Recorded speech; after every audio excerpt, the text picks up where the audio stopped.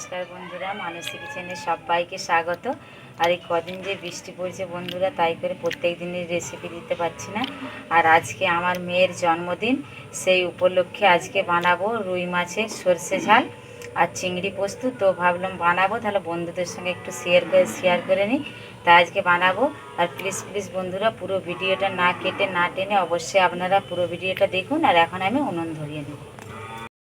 আগে থেকেই গোটা মাছ নিয়ে আসছিল রুই মাছ, আগে থেকে কেটে ধুয়ে নিয়েছি। আর এখানে চিংড়িও।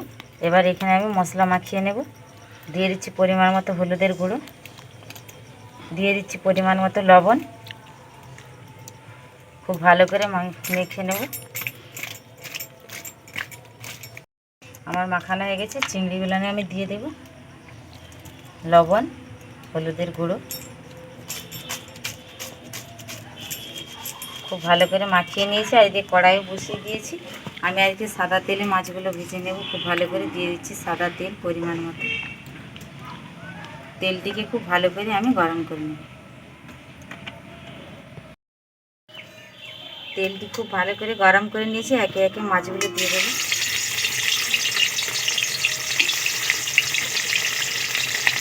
আমি যেহেতু এখানে দুটো রেসিপি বানাবো, ভিডিওটি একটু বড়ো হবে বন্ধুরা, কেউ স্কিপ করবেন না, পুরো ভিডিওটি দেখবেন। আর পুরো ভিডিওটি দেখার অনুরোধও রয়েছে।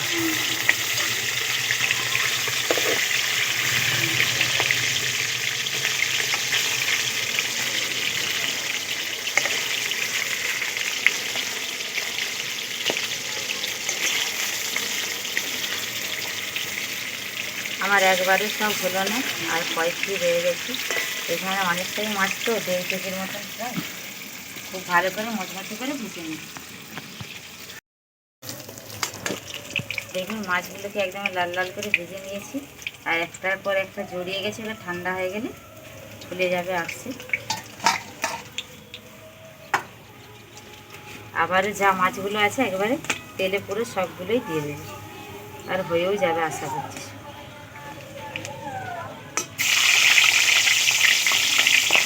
আর আমি এই রেসিপিটার জন্য কিন্তু মাথা, নেজা বা পেটি কোনোটাই বাদ দেবো না, সবগুলোই নিয়ে নেব।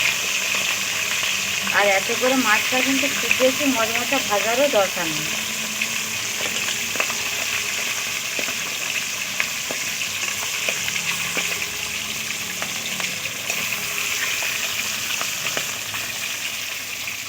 আমার সব মাছ প্রায় হয়ে গেছে বন্ধুরা। এবারে উল্টে পাল্টে আবারও খুব ভালো করে ভেজে নেব। ভালো করে ভেজে নিয়েছি, তুলে নেব। আর এতটা তেলে কিন্তু আমি চিংড়ি মাছ ভাজবো না, আর এতটা তেলও লাগবে না। একটু আমি একটা বাটিতে ঢেলে নেব।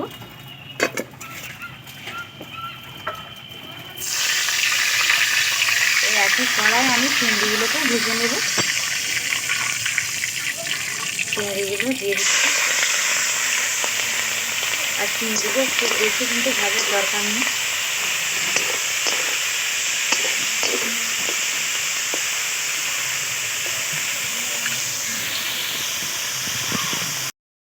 খুব ভালো করে ভেজে নিয়েছি। এবারে ঢেলে নেব।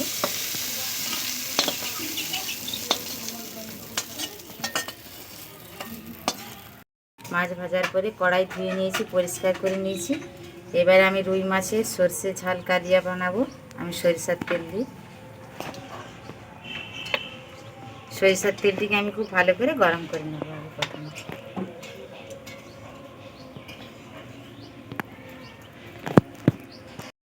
তেল খুব ভালো করে গরম করে নিয়েছি। আর দেখুন কালো জিরে নিয়েছি, হাতে দিয়ে একটু দলে দেবো, খেতেও খুব ভালো লাগবে। দিয়ে দিলাম। আর আমি কিন্তু এই রুই মাছের সরষে কালিয়া বানানোর জন্য আমি পেঁয়াজ বেটে নিয়েছি। পেঁয়াজ বেটে দিলে গ্রেভি দেবে, আর খেতেও অসাধারণ হয়। দিয়ে দেবো পেঁয়াজ বাটা। পেঁয়াজ বাটাতে যতক্ষণ পর্যন্ত না কাঁচা গন্ধ চলে যায় ততক্ষণ পর্যন্ত একটু ভেজে নেব। পেঁয়াজের কাঁচা গন্ধ চলে গেছে। এবার এখানে আদা আর রসুন বাটা আছে, দিয়ে দেবে।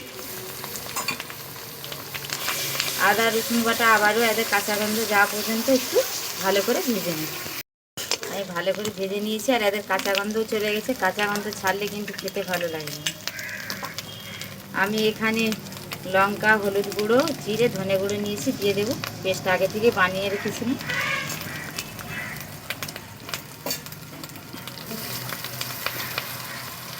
আমি দুটো মাঝারি সাইজের টমেটো কুচি করে রেখেছিলাম, দিয়ে দেবো। দিয়ে দেবো পরিমাণ মতো লবণ।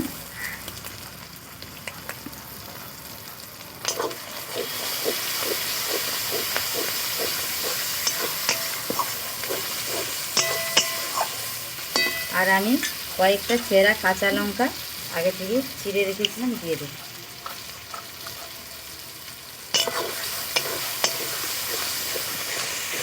মশলা থেকে তেল ছেড়ে গেছে, এবার দিয়ে দেবো জল।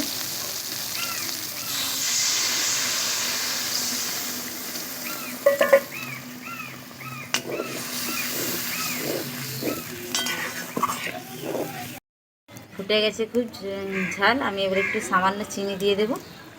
আর এখানে যে মেন সরষেটা আমি বেটে রেখেছিলাম, আগে থেকে গুলিয়ে ছাকিয়ে নিয়েছি, দিয়ে দেবো।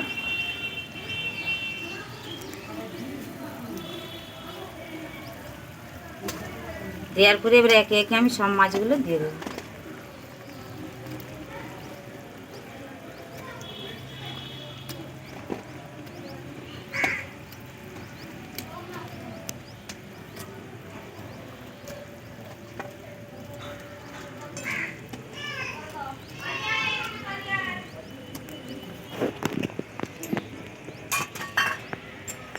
আমি সর্ষে আর মাছগুলো দেওয়ার পরে 1 মিনিট ফোটাবো, বেশি ফোটাবো না, দিয়েই আমি নামিয়ে নেব ধনে পাতা দিয়ে। আমার 1 মিনিটের মতন প্রায় ফুটে গেছে।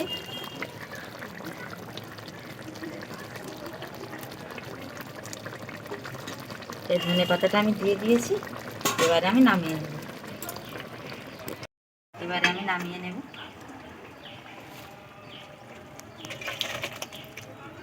কি সুন্দর বন্ধুরা একটা গন্ধ আসছে, এত সুন্দর। এবারে আমি পোস্তটি করে নেব, চিংড়ি পোস্ত। তেল দিয়ে দিচ্ছি, গরম হয়ে গেছে, দিয়ে দেবো ফোড়নে কালো জিরে। আমি এখানে দিয়ে দেবো 4টা পেঁয়াজ কুচিয়ে নিয়েছিলাম, দিয়ে দেবো। আমি কিন্তু পোস্ত বানালে পেঁয়াজ দিয়ে কিন্তু ভাজি না, আমি দিয়ে দিই একবারে সঙ্গে সঙ্গে আলু। এতে করে পোস্তটা খেতে টেস্টি হয়, ভালো স্বাদও আছে। এবার আমি খুব ভালো করে ভেজে নেব আলুগুলো। দিয়ে দেবো লবণ, দিয়ে দিচ্ছি লবণ।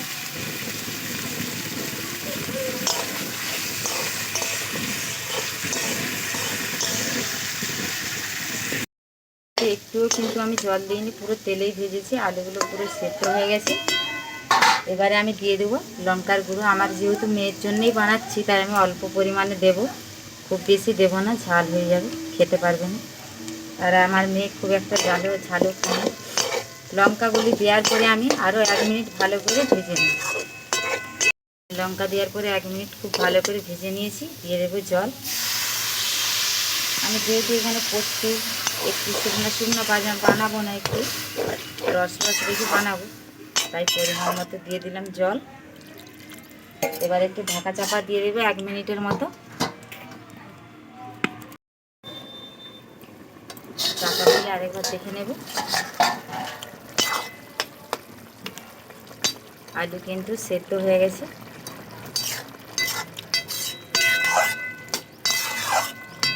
এবারে আমি আগে থেকে পোস্ত বেটে রেখেছিলাম, দিয়ে দেবো। আর পোস্ত কিন্তু দিয়ে বেশি কিন্তু ফোটাবেন না, খেতে ভালো লাগবে না। আমি যেভাবে বানাচ্ছি এভাবে একবার বাড়িতে বানিয়ে দেখবেন, পোস্ত খেতে অসাধারণ লাগবে।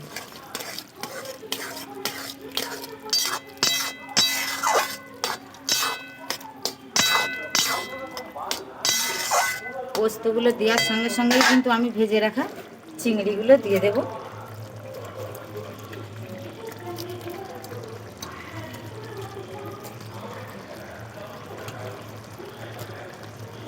চিংড়িগুলো দেওয়ার পরে আমি কিন্তু আর 2 মিনিট ফোটাবো, তারপরে নামিয়ে নেব। পোস্ত দেওয়ার পরে বন্ধুরা দেখুন 2 মিনিট ভালো করে ফুটিয়ে নিয়েছি, এবারে নামিয়ে নেব। আমি একটুখানি রস রাখবো, কারণ আলু আছে টেনে নেবে। আমার একদমই দুটা রেসিপি একবারে কমপ্লিট হবে। দেখুন বন্ধুরা, রুই মাছের সর্ষের ঝাল কি সুন্দর হয়েছে, কতটা কালার, এগুলি চিংড়ি পোস্ত। আমার এই দুটো রেসিপি কেমন লাগলো, আমার মেয়ের জন্মদিনের উপলক্ষে বানিয়েছি আর আপনাদের সঙ্গে শেয়ার করলাম। কেমন লাগলো অবশ্যই কমেন্টের মাধ্যমে জানাবেন। ভালো লাগলে বেশি বেশি করে লাইক শেয়ার করবেন।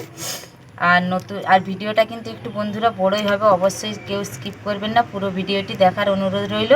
আপনারা ভালো থাকবেন, সুস্থ থাকবেন, দেখা হচ্ছে আবার নেক্সট ভিডিও।